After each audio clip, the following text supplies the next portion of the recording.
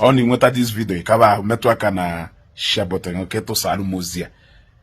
Today is 1 month anniversary Ijele on a detention. Yes, today cannot pass by without us remembering him. We have to remember him. Yeah? The right on group of company. You people are gradually forgetting Ijele. You people are gradually forgetting container onotoro. Container onotoro container. Onatago is so unfortunate that ngwafia container bu na warehouse onye ozo ka eje offload here. Ịghọtana? Social media validation. Social media validation. Eh? Uga arrested Matthias. No ya akpọ master prophet. No ya akpọ bubamawa. No ya akpọ onye nka. Na juzi kita. Master prophet ojewelu Germany. Bubamawa ojewelu vacation. Kile bende ni na ahụ nọ. Na no nwa akpọ police. Na mma nọ n'office inspector general of police. No nwa ya bata nwudu n'ime office inspector general of police. Inspector general of police ya ha na-ekwu. E replace ge another inspector general of police ka enwe na Nigeria. Yeah? Onye lukwa anya kweta ka ọha. Onye lukwa anụ nya kweta ka ọha. Ọkpara na ele ọkụ na aha mmanụ ọsị na ahụ amake. Ọkpana na ele ọkụ na aha mmanụ ọsị na ahụ amake. 31 days. Even Matthias melugu iji wee pụọ na this gear ọpụrụ. Because now the moment that arrest Matthias, Ijele pull out of control. Oge mbụ ọda ọhụna ọ dị ekwu maka ụka but onwekebe interest n'ife gbasara church activities and pastors. But the moment I arrest Matthias, ọbịa mee video ọfụna ndị otu Matthias niile bugharịsiri bata na page nya that Emana pride goes before fall. Among no na pride. As a nampako bluzo or do they pelazo.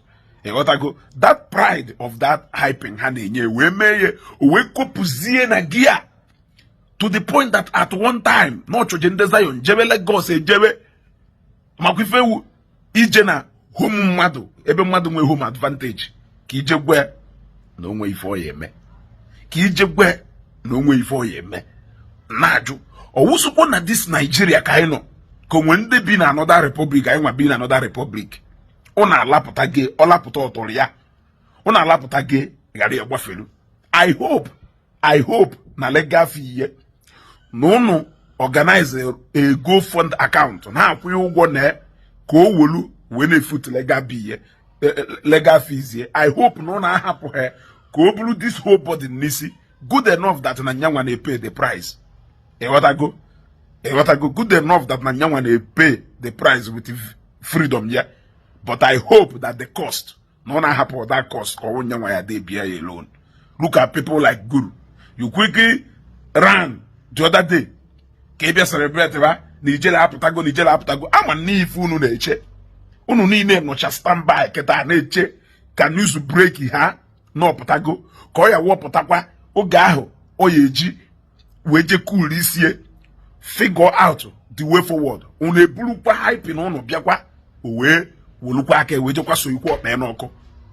Go, weje kwa so yuko me noko. Wulu nka, we mutife. 31 days. Matthias not doing 10 days.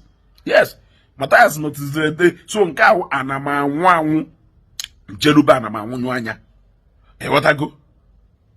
Efule ebe, mmadụ na mmadụ na anụ ọgụ iwe jee ka ije zoo onye a lụkwazi ebe a agba agha ụdọ debe na ana wolu plank na-egbuwa gị azụ oifo minuru na oifo minuru ịghọtago ifere ebe mmadụ na-abụ na anụ ọgụ ọ ka wụla ka amala onye nke enyo ịgbara ọsọ eje ka ije zoo onye a ruo ebe a ife nụrụ ha tee n'anya na-aba anyanwụ na-abụkpọ ịghọtago ijeri ikele anụ ọkụkọ ruo ebe a dara ihe egwu 1 month anniversary and we will have to remember him.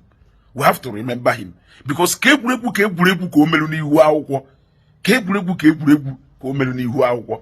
We started counting 31 days is not 31 hours. You gotta go. It is enough for somebody if no nwere ike ime that even after Ijele mechazie pụta I don't think no nwere anything o nwere ike gwa anyị because na ife niile o kwuru na ọ ya eme emechasichana n'isi ife niile o kwuru na ọ ya eme emechasichana n'isi so there is nothing only diri ọ pụtagodo ọzọ na-emezi anything na ọ na-eme I agree as the last kick of a buying horse. Go? Because it's that you cannot be arrested. Go. It's that Namada make it detain go.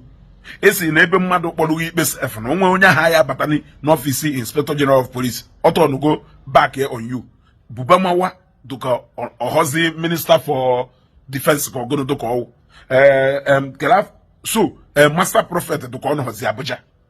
All these things so cannot offset regarding them mother we marry them mother yeme. What I go? Thank God that this thing put to an end a lot of madness. If not for anything, a puni son abalugo ogwengo, onyu obodo abalugo ogwengo, obodo ta nwura na abu. Obodo tara 50. Bia ka amwa ya ka no fiopụta na abu ahụ tarata. Bia ana enyo na advice na adu na odo ka ya se. Una agbofusiana in different directions. Hapuzie ye. Onye obodo unu je chọrọ okwu kịta aka ụnụ ya afụ na amụhodo onye obodo unu ebidokwazi kọọrọ anyị onye obodo wọdụ ka ya amụghị onye obodo unu bidokwazi kọọrọ anyị onye Ijele wọdụ ka na ya amụghị onye Ijele kọọkwaziere anyị onye Ebonyi so ọnụ ọdụkọ na ya amụzi onye Ebonyi so ọnụ ịghọtago kelee ebe fancha niile nọ fancha niile arọ n'ụna in different directions 1 month and I hope we will not keep counting 1 month gone 31 days gone and it doesn't look like near further light at the end of the tunnel. So sad.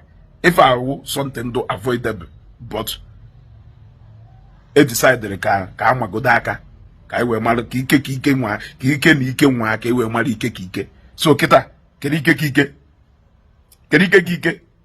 okay. Kike ka nna ajụ gbafelu from okwu na ụka. Okunoka the expensive. Peace the very cheap. Peace the very cheap. Man Okunoka the expensive. You what I go? Your time, your freedom, and your money gonna buy into it. 1 month. Actually, years still counting. 1 month. 1 month of 31 days. 31 days gone. Just like that.